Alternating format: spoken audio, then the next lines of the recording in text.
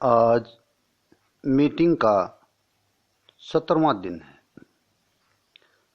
तो मैं आपको बता रहा था कि धन रूपी इस सकारात्मक ऊर्जा को प्राप्त करने के लिए इसे वांछित मात्रा में प्राप्त करने के लिए यहां जरा समझना, आंशिक रूप से तो यह ऊर्जा बिना प्रयत्नों के भी शायद प्राप्त हो जाए। आंशिक रूप से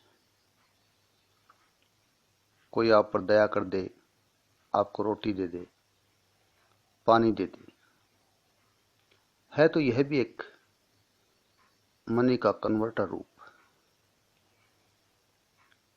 कोई दया भाव से किसी को खाना खिलाते,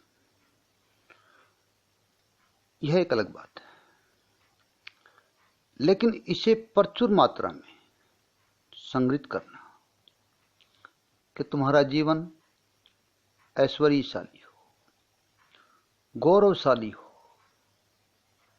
बेहद शानदार जीवन हो, उसके लिए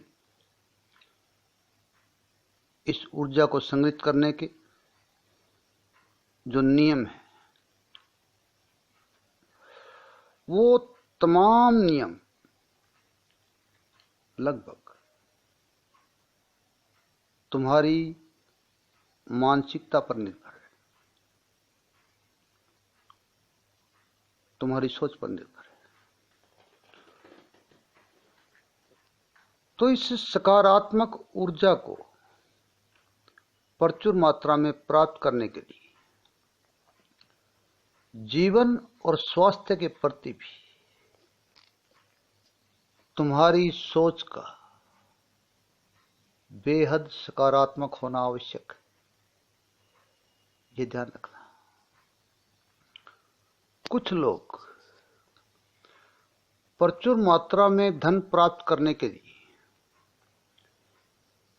इतने ज्यादा भागते हैं कि वो अपना स्वास्थ्य खो बैठते हैं। वो इस बात को नजरअंदाज कर देते हैं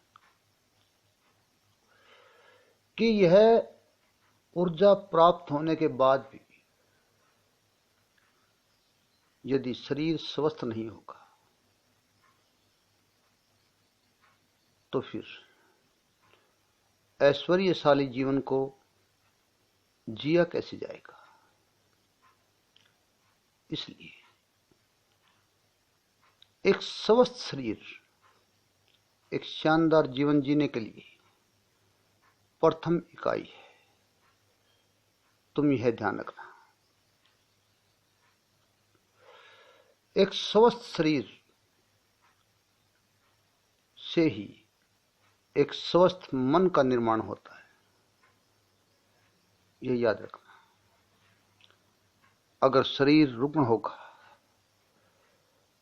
तो देर सवेर मन भी उससे प्रभावित होगा, और एक बार अगर शरीर की रुग्णता से मन प्रभावित होने लगा तो फिर एक दुष्चक्र का वर्तुल बन जाएगा, और इससे तुम्हारे प्रयत्न भी प्रभावित होंगे। तो मैं कह रहा था कि प्रथम इंपॉर्टेंस ही एक शानदार जीवन के लिए वो है फिजिकल फिटनेस, साइकोलॉजिकल फिटनेस। यह एक प्रथम इंपॉर्टेंस ही है। तुम इस बात का ध्यान रखना। कुछ लोग स्वास्थ्य के प्रति जागरूक नहीं होते, या तो वो अपना सारा समय धन प्राप्ति में लगा देते हैं, और या कुछ लोग जो समय अपने शरीर को देना है वह आलस्य में गंवा देते हैं, या कुछ लोग जो समय अपने शरीर को देना है उसे व्यसनों में लगा देते हैं। अगर तुम्हें अपने लक्ष्य तक पहुंचना है तो तुम्हें जीवन को भी अनुशासित रूप से ढालना होगा। जीवन जीने का तरीका ऐसा बनाना होगा जो बड़ा अनुशासित हो, और इस अनुशासन के लिए कोई तुम्हारा मास्टर नहीं होगा। तुम्हें स्वयं ही स्वयं को अनुशासित करना होगा कि दूसरे लोग तुम्हें सुझाव दे सकते हैं, लेकिन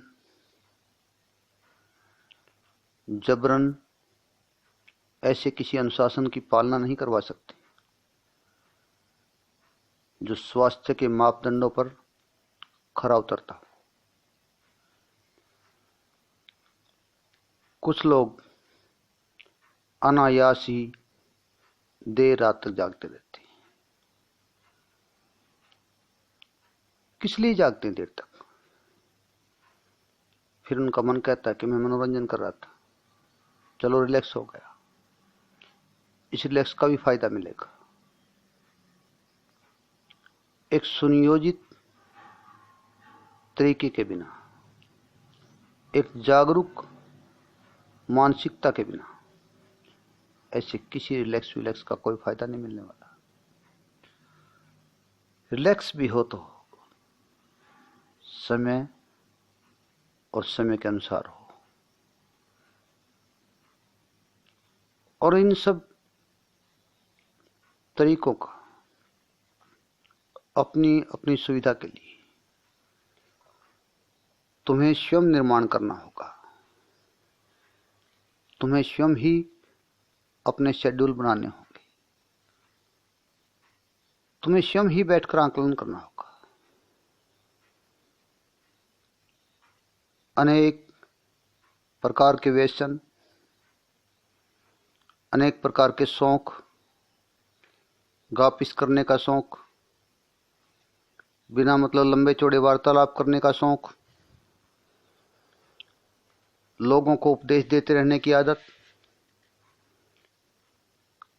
ताश खेलने का शौक, कोई गेम खेलने का शौक, टीवी देखने का शौक, फिल्में देखने का शौक, और न जाने कितने ऐसे शौक जो तुम्हारे जीवन के अधिकांश भाग को व्यर्थता में ही खा जाते हैं, उनसे कुछ प्राप्त होने वाला नहीं।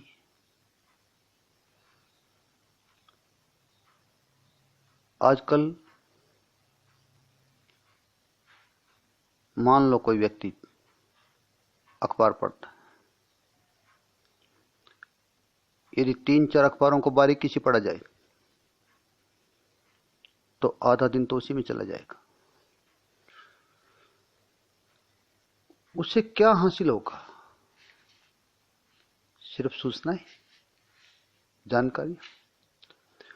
और यदि आधा दिन अखबार पढ़ने में ही देना है तो फिर ऐसे व्यक्ति को पूरा दिन ही अखबार के लिए दे देना चाहिए और किसी पत्रिका के ऑफिस में नौकरी कर लेनी चाहिए।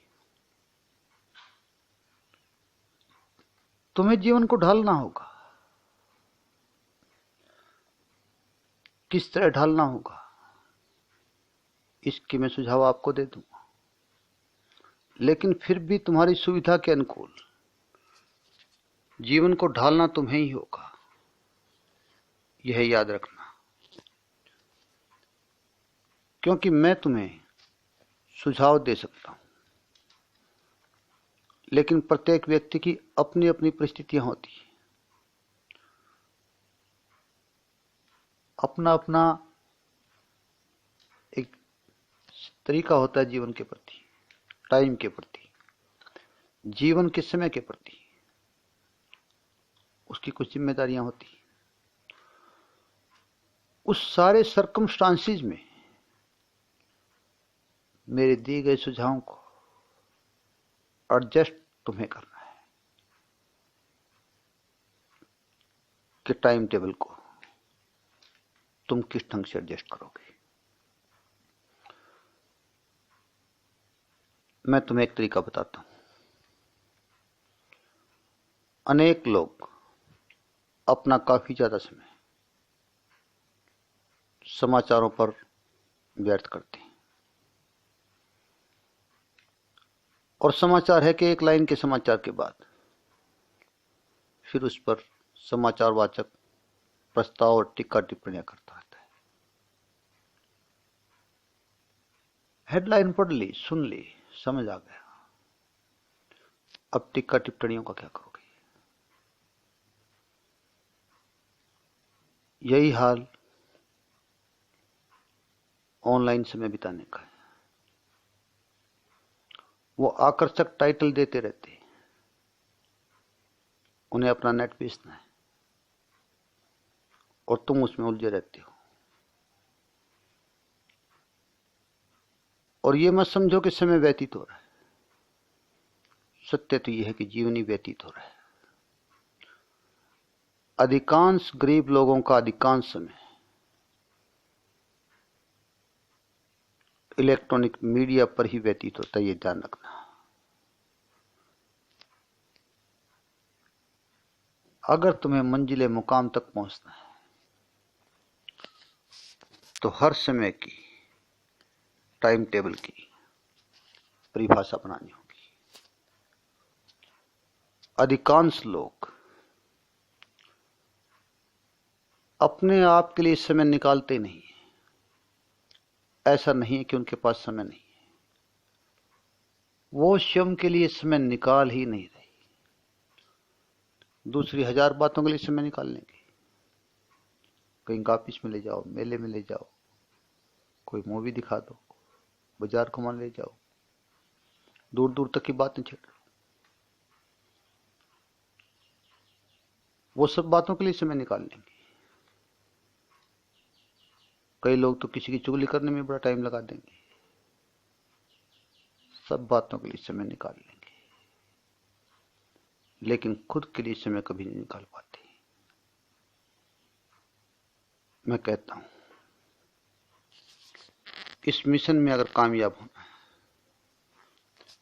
तो सबसे पहले अपने समय को ऐसे व्यवस्थित कीजिए कि आप अपने लिए समय अवश्य निकाल सकें। सबसे पहले आप अपने आप के दोस्त बनिए, संसार की बातें बाद में। सबसे पहले अपने आप को मेंटेन करें, यह ध्यान रखना। बाकी तुमने मुझे सुना, इसके लिए धन्यवाद। इस बारे में मैं काफी कुछ और तुम्हें अगली मीटिंग में बताऊंगा। आज इतना ही।